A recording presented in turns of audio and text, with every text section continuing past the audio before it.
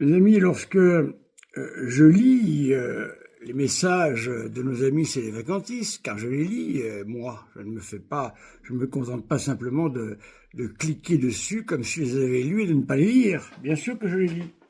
Eh bien, je remarque qu'en fin de compte, ils répètent tous à peu près la même chose. C'est-à-dire ce qu'on leur a enseigné, les abbés Laffitte, tous ces abbés, l'abbé je ne sais plus comment, Gros Saint qui a changé de nom, alias je ne sais plus comment, voilà, bref. Tous ces abbés-là leur ont fourré dans la tête n'importe quoi. Et le problème, c'est que ces gens-là ne vont jamais vérifier les sources. Et ça, c'est tout de même extrêmement dommage.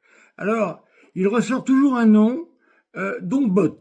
Voilà, on me parle toujours de ça. Oui, c'est Dombot, c'est Bounini, le franc-maçon, c'est ci, c'est ça. Mais, chers amis, c'est l'Église qui permet de procéder à quelques changements dans l'ordre des sacrements. Ce n'est ni Dombot, ni Monseigneur Bounini, ni je ne sais qui. On vous raconte n'importe quoi. C'est comme un concile. Il peut y avoir toutes sortes de discussions avant un concile, même les plus folles. Ce qui compte, c'est le résultat final, là où l'Esprit Saint est passé. Voilà, c'est pareil pour les sacrements.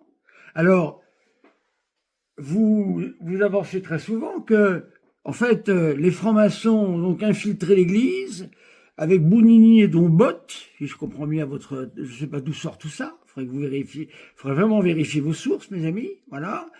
Je rappelle que Monseigneur Bounini a été embauché, si je puis dire, par le pape Pie XII, pas par Jean XXIII. Voilà. Bon. Alors, je vais maintenant vous lire, et vous allez voir qu'on est très très loin de ce que vous nous dites habituellement, la franc-maçonnerie, la volonté de tout détruire, le ceci, n'importe quoi. Je vais vous lire pourquoi est-ce qu'il y a eu un changement en 1968 et quelle a été la volonté de ceux qui l'ont opéré. Voilà, vous allez le lire. Je vais vous le lire, pardon. Alors, si le pontifical romain avait retenu essentiel que nous trouvons dans les sources anciennes, ce n'est pas sans les avoir quelque peu alourdis ou surchargés. J'ai fait une vidéo avant qui montre quelles sont les formules et les gestes obligatoires pour qu'il y ait sacrement de l'ordre. On a eu le souci de les ramener à leur forme originelle. Simplification. Voilà. Dans l'art, il y a eu un art cistercien, qui était un art épuré. Est-ce qu'on va dire que cet art serait hérétique parce qu'il a connu une simplification? On peut aimer, pas aimer, peu importe. Ce qui compte, c'est la validité. Et la validité, j'ai fait une vidéo avant pour vous la démontrer. C'est ainsi, d'abord, que l'invitatoire Oremus Fratres Carissimi, qui précédait la litanie dans la consécration de l'évêque, venait après elle dans l'ordination du diacre et du prêtre. Désormais, conformément à l'ordo 34, l'invitatoire précédera toujours la prière litanique. Au cours de la litanie, les invocations particulières pour les ordinants ut os electos seront dites par les chantres et non par l'évêque. Pourquoi ? Cette dramatisation introduite par Guillaume Durand rompait le déroulement de la prière et conférait une importance excessive à un élément secondaire. La litanie est conclue par une prière de l'évêque, celle qui, selon la tradition romaine, précédait immédiatement la prière consécratoire. L'imposition des mains. Là, nous sommes dans ce qui fait le sacrement. L'imposition des mains avait subi plusieurs modifications, tandis que pour l'ordination du prêtre, elle avait gardé sa majesté originelle. Imposition des mains en silence par l'évêque et tous les prêtres présents. Dans la consécration de l'évêque, elle n'était plus faite pratiquement que par les 3 consécrateurs. Et Guillaume Durand, un grand liturgiste qui a marqué le pontifical, lui avait imposé une formule concomitante, accipe spiritum sanctum.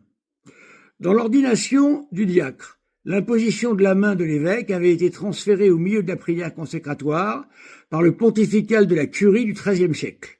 Et Guillaume Durand lui avait également donné une formule concomitante, accepi spiritum sanctum ad rebours. Selon le nouveau rite, l'imposition des mains se fera pour les 3 ordres en silence et immédiatement avant la prière consécratoire pour laquelle elle forme un tout organique. La prière consécratoire avait pris au IXe siècle la forme d'une préface qu'elle n'avait pas auparavant, ainsi qu'on peut le constater en consultant les sacramentaires.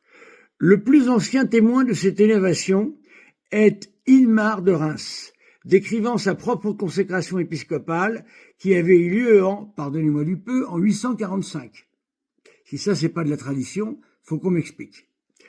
On a restauré l'usage antérieur pour éviter que la prière d'ordination ne constitue une sorte de doublet de la prière eucharistique, mais pour conserver la solennité convenable, elle pourra être chantée sur le ton de la préface. On a évidemment supprimé l'innovation malencontreuse introduite en 1950 par la Congrégation des rites, prescrivant à l'évêque d'interrompre le chant pour dire la phrase principale de la prière consécratoire. Les rites explicatifs ont été simplifiés et les formules qui les accompagnaient ont été ou supprimées ou radicalement modifiées pour en écarter tout l'allégorisme médiéval devenu absolument incompréhensible pour les hommes de notre temps. La vêture du diacre et du prêtre est faite désormais en silence. Elle n'est plus accomplie par l'évêque. Des diacres ou des prêtres remettent l'étole, la dalmatique ou la chasuble aux nouveaux ordonnés. Le rite s'accomplit en silence, car si le vêtement liturgique comporte un symbolisme global incontestable, il serait artificiel de vouloir trouver une signification particulière à chacun des vêtements des ministres sacrés.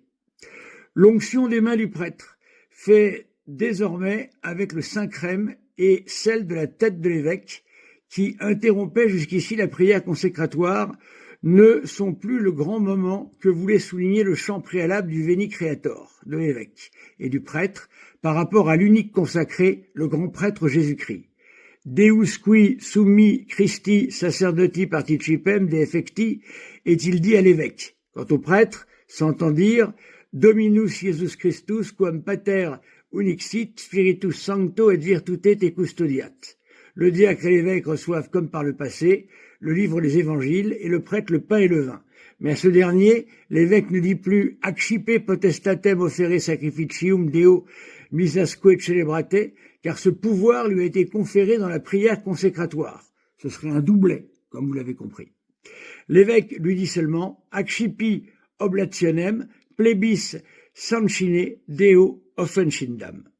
Quant aux insignes de l'épiscopat, ils sont réduits à l'anneau, à la mitre, à la crosse.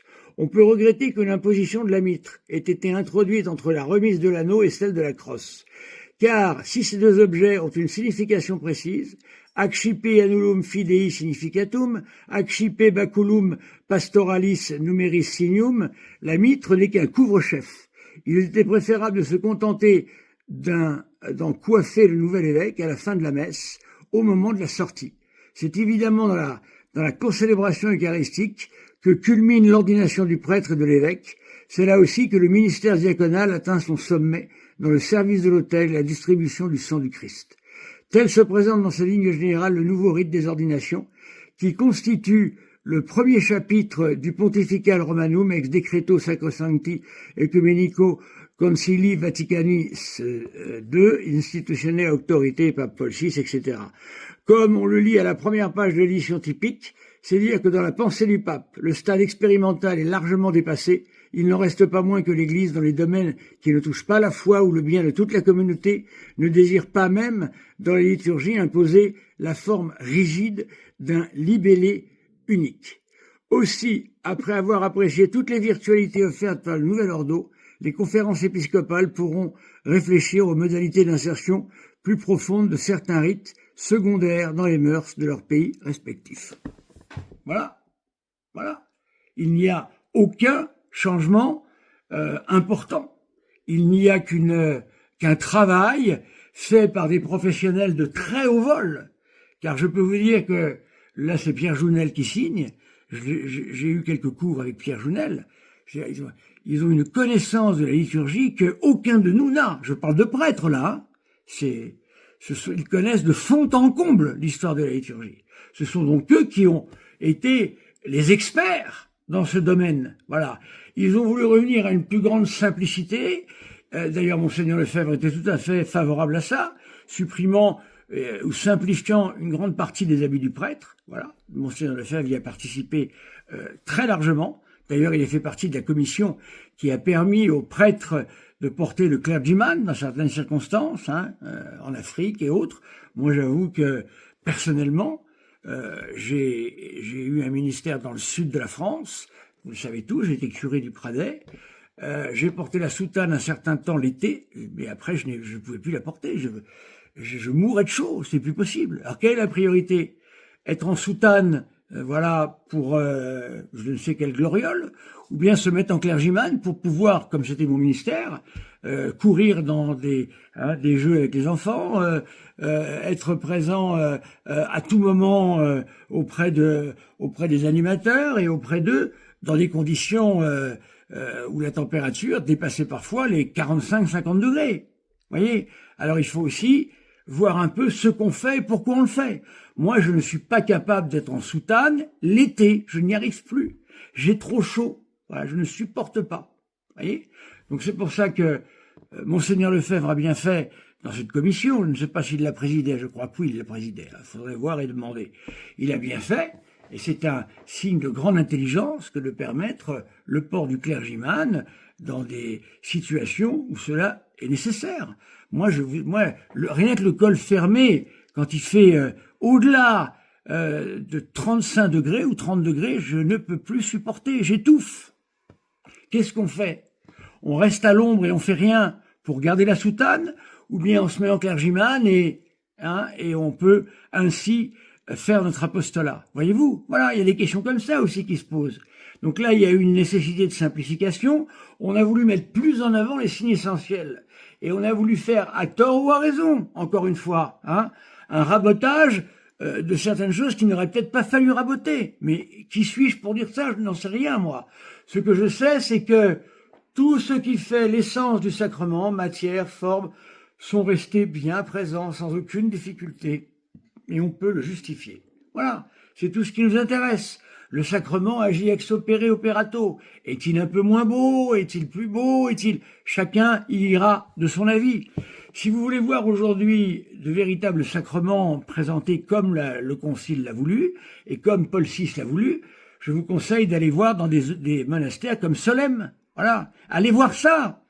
Je veux dire, avant de critiquer et de dire la messe Paul VI, c'est la messe de ceci, c'est la messe de Caïn, allez voir à Solesmes, mes amis, ou allez voir au séminaire de la communauté Saint-Martin. Moi, là où j'étais religieux, nous avions que la messe de Paul VI en latin. C'était magnifique. C'était magnifique, j'ai été bercé par ça. Et en fin de compte, la messe Saint-Pie V, que j'aime aussi, mais, si vous voulez, j'aime autant la messe de Saint-Pie V que la messe de Paul VI en latin que j'ai connue au séminaire, au Scholastica, quand j'étais religieux. Voilà. Nous avions une très belle liturgie. Pour moi, c'était très beau. Voilà. Donc, et ça me portait dans ma foi, car c'est tout de même le but également de la liturgie, d'être porté dans sa foi. Alors, n'oubliez pas qu'il y a eu les saboteurs qui ont tout cassé. Depuis 1920, ça dure. Donc c'est pour ça que nous sommes là aujourd'hui. Si vous voulez voir et si vous voulez être honnête avec vous-même, allez voir une messe Paul VI à Solesmes, ou allez voir une messe Paul VI latine, voilà, à Solesmes, ou à la communauté Saint-Martin, et vous verrez ce que ça donne. Merci mes amis.